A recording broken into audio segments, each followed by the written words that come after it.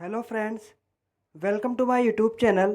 आज के वीडियो में हम बात करेंगे यहाँ पर जो न्यू वैकेंसी निकल के आई है पंजाब एंड सिंध बैंक की तरफ से। यहाँ पे दिया हुआ है जो engagement of MSME relationship manager of contractual basic पे आपका रहेगा। पंजाब एंड सिंध बैंक जो इनवाइट करता है application for a foresight post के लिए बिफोर अप्लाई करने से पहले कैंडिडेट को are advised to ensure that fulfil. यहाँ पे जो भी एलिजिबिलिटी क्राइटेरिया रहेगा फुलफिल करना पड़ेगा। यहाँ पे इम्पोर्टेंट डेट है पर 29 मई 2025 को स्टार्ट हो जाएगा। इसका लास्ट डेट रहेगा 18 जून 2025 को। और यहाँ पे detail of vacancy and reservation दिया है। टोटल पोस्ट यहाँ पे आपको 30 है, 30 है और अलग अलग कास्ट के हिसाब से यहाँ पे आपको देखने को मिलेगा। ये पोस्ट आपका जैसे कि इंक्रीज हो सकता है और कम भी हो सकता है। एलिजिबिलिटी क्राइटेरिया यहाँ पे दिया रहेगा। Nationality citizenship candidate must be है citizen of India subject of Nepal. ये सब दिया एक बार आप रीड कर लेना। इसके बाद यहाँ पे आपका एज, यहाँ पे मिनिमम आपका 25 होना चाहिए और यहाँ पे आपका मैक्सिमम आपका 33 होना चाहिए। और a candidate must have been born not earlier than the 2/5/1992 and not later than 1 May 2000। Age relaxation is available as per government of India guideline. Education and professional qualification यहाँ पे दिया हुआ है। एमएसएमई रिलेशनशिप मैनेजर के लिए यहाँ पे mandatory है फुल टाइम रेगुलर ग्रेजुएशन होना चाहिए। किसी भी डिसिप्लिन, किसी भी यूनिवर्सिटी, किसी भी institute recognised by government of India and government body. और आपको जैसे कि प्रीफर्ड यहाँ पे दिया हुआ है फुल टाइम एमबीए मार्केटिंग और फाइनेंस।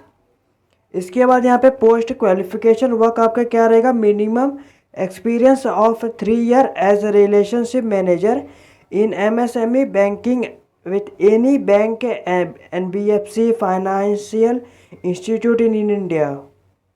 एजुकेशन क्वालिफिकेशन ये मैंने आपको बता दिया क्या क्वालिफिकेशन, क्या आपको एक्सपीरियंस चाहिए रहेगा।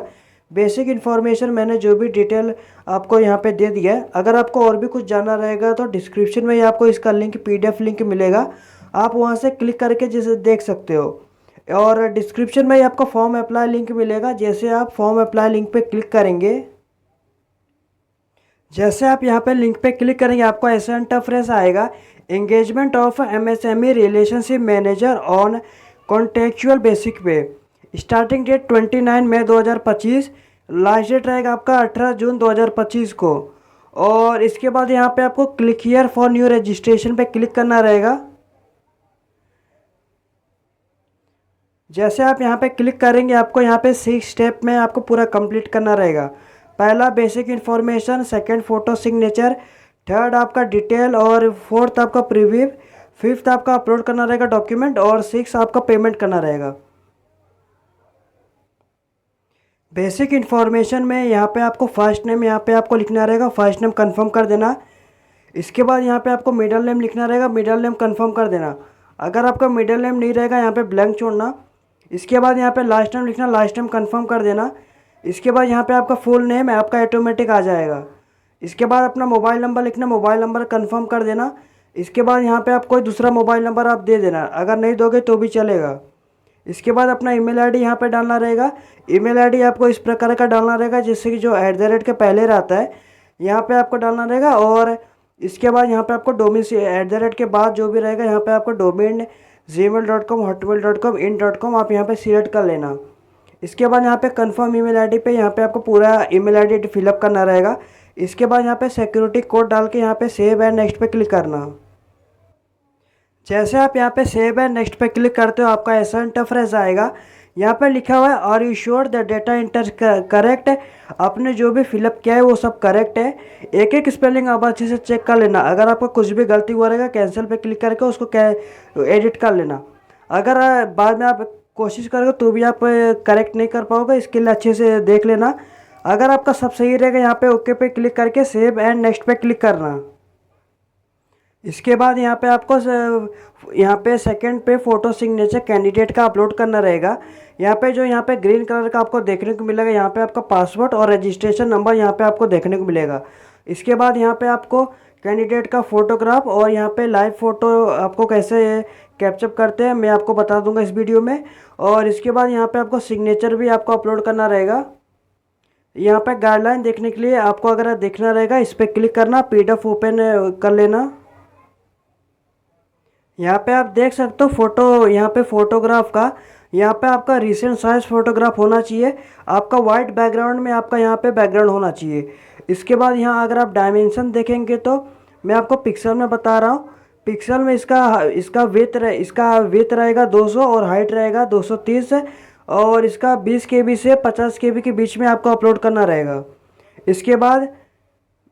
इसके बाद यहाँ पे आपको फ़ोटोग्राफ दिया रहेगा। यहाँ कैप्चर भी यहाँ पे आप वेब कैमरा से भी कर सकते हो और मोबाइल से भी कर सकते हो, बारकोड से भी। आपको कैसे करना रहेगा आपको मोबाइल से मैं आपको बताऊंगा। इसके बाद यहाँ पे आपको सिग्नेचर आपका साइज़ क्या रहेगा, आपको वाइट पेपर पे ब्लैक इंक पेन से करना रहेगा। और इसका डायमेंशन अगर आप देखेंगे, विड्थ इसका 140 और हाइट रहेगा 60 पिक्सल में। 10 KB से 20 KB के बीच में आपको अपलोड करना रहेगा। और लेफ्ट थंब और हैंड राइटिंग यहाँ पे डिक्लेरेशन मैं आपको आगे बता दूंगा। पहले मैं आपको बताऊंगा यहाँ पे आप यहाँ पे लाइव फ़ोटो कैसे मोबाइल से अपलोड कर सकते हैं। अगर आपके घर में कोई सिंगल मोबाइल रहेगा तो भी यहाँ पे आप अपलोड कर सकते हैं। ये जैसे कि ये जो बारकोड है इसे आप स्क्रीनशॉट लेना। जैसे यहाँ पे आपका स्क्रीनशॉट हो जाएगा आप गूगल पे चले जाना। गूगल पे जाने के बाद यहाँ पे आपको ये जो दिया हुआ है इस पर क्लिक करके वह जो आपने फ़ोटो स्क्रीनशॉट लिया था आप उसे अपलोड कर देना। यहाँ पे एक लिंक आया रहेगा, इस पर क्लिक करना। जैसे आप लिंक पे क्लिक करेंगे आप उस वेबसाइट पे आ जाओगे। आप इस वेबसाइट पे आ जाओगे। यहाँ पे आप कैप्चर फ़ोटो लिखा रहेगा, इस पर क्लिक करना। आपका जो भी कैमरा रहेगा फ्रंट कैमरा ओपन हो जाएगा। जैसे यहाँ पे आपका अपलोड हो जाएगा, यहाँ पे आपका 10 सेकंड में आप उसी वेबसाइट पर दोबारा जाना। आपको वहाँ पे अपना फ़ोटो देखने को मिलेगा। उसी वेबसाइट पे आपको यहाँ पे अपना फ़ोटो देखने को मिल जाएगा। और इसके बाद यहाँ पे आपको अपना फ़ोटोग्राफ और सिग्नेचर को अपलोड कर लेना। अगर आपको कुछ भी दिक्कत आता है फ़ोटोग्राफ, सिग्नेचर, लेफ्ट थंब और डिक्लेरेशन अपलोड करने में, आपको डिस्क्रिप्शन में इसका छोटा सा लिंक मिल जाएगा। आप वहाँ पर जैसे कि 4-5 मिनट का वीडियो रहेगा, आप देख सकते हो कैसे फ़ोटो सिग्नेचर को रिसाइज कर सकते हैं। जैसे यहाँ पे आपका अपलोड हो जाएगा, यहाँ पे आप सबमिट पे क्लिक करना। सबमिट पे क्लिक करने के बाद यहाँ पे आप डिटेल पे आ जाएंगे। इसके बाद यहाँ पे आप कैटेगरी चूज़ करना, कौन सी कैटेगरी से बिलोंग करते हो। अगर आप OBC रहेगा तो यहाँ पे आपको OBC नॉन क्रिमिनल आपके पास होना चाहिए। इसके बाद are you person with back bencher disability और 40% और उसके ऊपर रहेंगे तो यस पे क्लिक करना। कौन सा डिसेबिलिटी आप ये सिलेक्ट कर लेना अपने हिसाब से। अगर आपके पास cerebral palsy and your writing speed is affected रहेगा तो यहाँ पे यस पे क्लिक करना।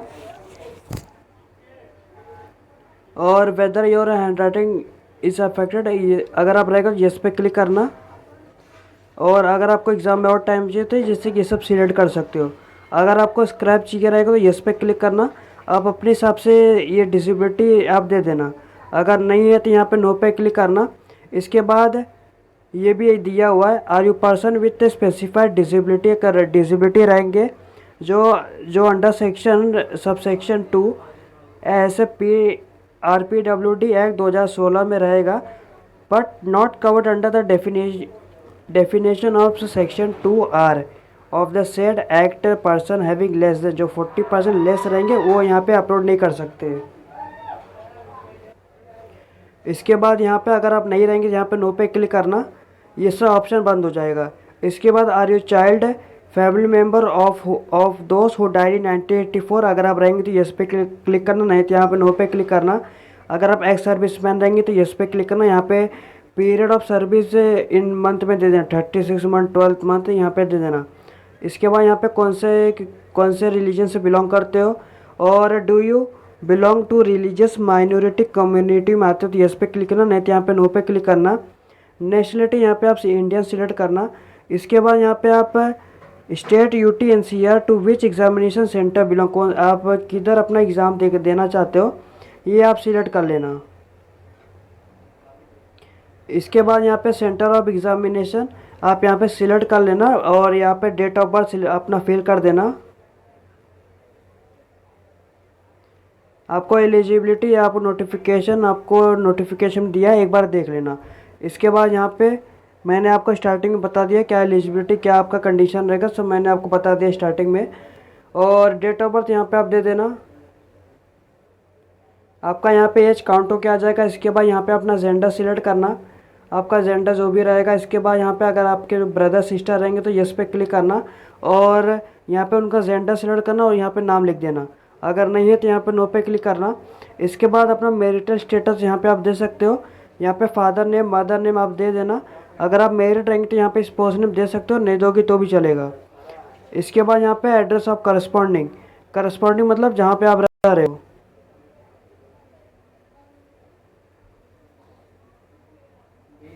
आपको अपना एक्चुअल डेटा फिलअप करना रहेगा। अगर डेटा कुछ भी मिसमैच रहता है तो आपका फॉर्म रिजेक्ट हो जाएगा। एड्रेस 1, एड्रेस 2, एड्रेस 3 में यहाँ पे आपका पूरा एड्रेस, यहाँ पे आपका कौन सा डिस्ट्रिक्ट है आप वो यहाँ पे लिखना। इसके बाद यहाँ पे आप स्टेट चूज़ करना, कौन से स्टेट से बिलोंग करते हो।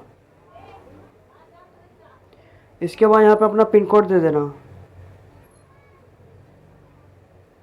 पिन कोड देने के बाद यहाँ पे आपको परमानेंट एड्रेस आपको फिलअप करना रहेगा। परमानेंट एड्रेस मतलब जो आपके आधार कार्ड पे रहेगा। अगर दोनों सेम रहेगा तो आप इस पर टिक करना और ऑटोमेटिक फिल हो जाएगा। अगर दोनों अलग अलग रहेगा तो डिफरेंट अलग अलग फिलअप करना। यह choose the address for GST invoice, इसका ये मतलब है जब आप पेमेंट करोगे आपको कौन सा एड्रेस वहाँ पे दिखना रहेगा। दोनों में से कोई आप यहाँ पे एक चूज़ कर सकते हो। यहाँ पे आपका पेमेंट आ जाएगा आपके कास्ट के अकॉर्डिंग। इसके बाद यहाँ पे आप वैलिडिटी योर डिटेल पे क्लिक करना। इसका ये फ़ायदा रहता है अगर आपका कुछ भी डेटा मिसमैच रहता है, कुछ भी गलत रहता है, यहाँ पे रेड कलर का आ जाता है। और सेकंड फ़ायदा ये रहता है कि अगर आपका सर्वर डाउन हो गया तो आपका फॉर्म इधर से स्टार्ट हो जाएगा फिलअप होना। अगर आपका सब सही रहेगा यहाँ पे वेरीफाई सक्सेसफुल लिख के आएगा। इसके बाद यहाँ पे ओके पे क्लिक करना और सेव एंड नेक्स्ट पे क्लिक करना। जैसे आप यहाँ पे सेव एंड नेक्स्ट पे क्लिक करोगे यहाँ पे आपको जैसे कि डिटेल आपका क्वालिफ़िकेशन यहाँ पे आपको देना रहेगा। आपको जैसे कि आपका कौन सा ग्रेजुएशन था, आपका डेट ऑफ पासिंग आपका कब का था, आपके मार्कशीट में सब लिखा रहेगा। आपका यहाँ पे ईयर चूज़ करना, कौन से ईयर में आपने यहाँ पे ग्रेजुएशन दिया था।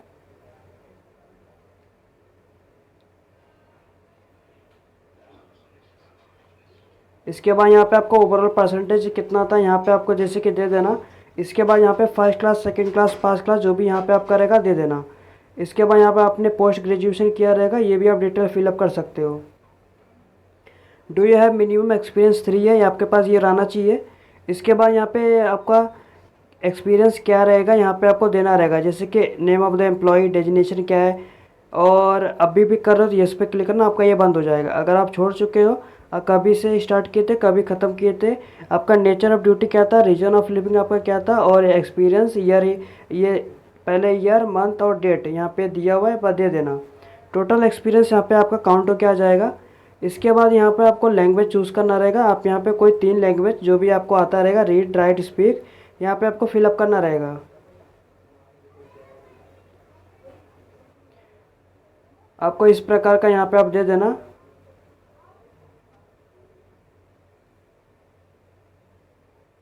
इसके बाद यहाँ पे वैलिडिटी डिटेल पे क्लिक करना और क्वालिफ़िकेशन एक बार अच्छे से जो भी एक्सपीरियंस रहेगा, क्वालिफ़िकेशन आपको एक बार नोटिफिकेशन देख लेना है।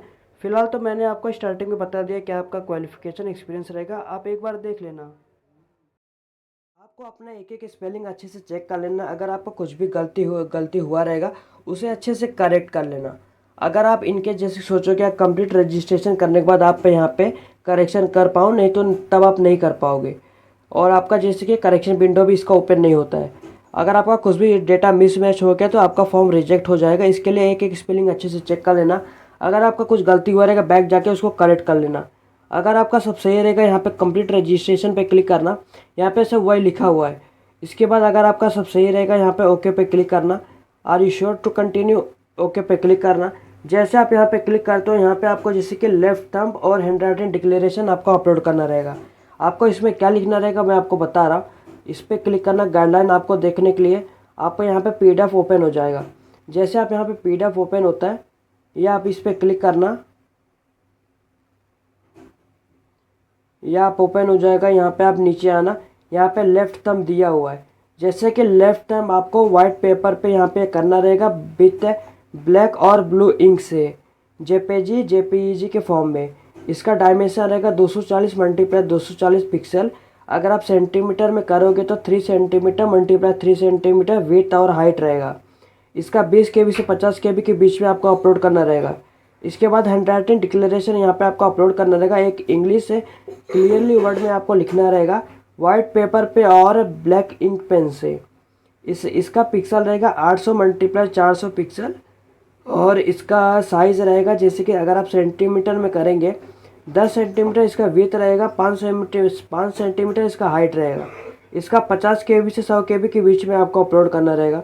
आपको डिक्लेरेशन में क्या लिखना है यहाँ पे दिया हुआ है, आय के बाद कॉमा डालना, अपना कैंडिडेट का पूरा नाम लिखना, उसके बाद फिर से कॉमा डालना, hereby declare that all the information submitted by me in the application form is correct, true and valid, full stop डालना, I will present the supporting document as and when required. ये आपको जैसे clearly word में आपको लिखना रहेगा declaration में, और इसका साइज़ रहेगा यहाँ पे दिया 50 KB 100 KB के बीच में। यहाँ पे जैसे कि मैंने लिखा हुआ डिक्लेरेशन, इसके बाद यहाँ पे आपको ओके पे क्लिक करना है। अगर आपको यहाँ पे लेफ्ट थंब यहाँ पे अपलोड कर देना हैंड राइटिंग डिक्लेरेशन। अगर आपको कुछ भी दिक्कत आता हो, डिस्क्रिप्शन में 4-5 मिनट का वीडियो रहेगा, आप वहाँ से जैसे देख सकते हो कैसे आप फ़ोटो को रिसाइज कर सकते हो। इसके बाद यहाँ पे आपको जैसे कि जो कैप्चा दिया कैप्चा फिलअप करना, इसके बाद सेव एंड नेक्स्ट पे क्लिक करना। इसके बाद are you sure the data enter is correct, as no change of edit application will be allowed after.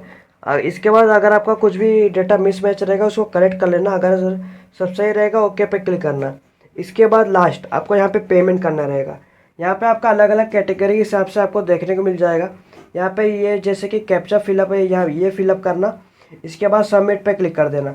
जैसे आप सबमिट पे क्लिक करते हो आपको पेमेंट गेटवे पे आ जाओगे। आप आसानी से UPI द्वारा, net banking, credit card, UPI द्वारा आसानी से पेमेंट आप कर पाओगे।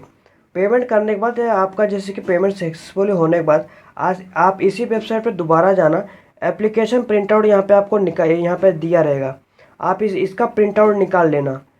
इसके बाद यहाँ पे आपको पेमेंट आपको देखने को मिल जाएगा, आपका पेमेंट है रिजेक्ट हुआ या जैसे कि प्रोसेस हुआ है। इसके बाद आपको ये वीडियो यहाँ पे ख़त्म होता है। अगर आपको ये वीडियो अच्छा लगा तो लाइक शेयर सब्सक्राइब करिए, चैनल को फॉलो करिए। धन्यवाद। अगर आपको कुछ भी डाउट आता है कमेंट में पूछ लेना, within a few hour मैं आपको रिप्लाई करने की पूरी कोशिश करूँगा। धन्यवाद।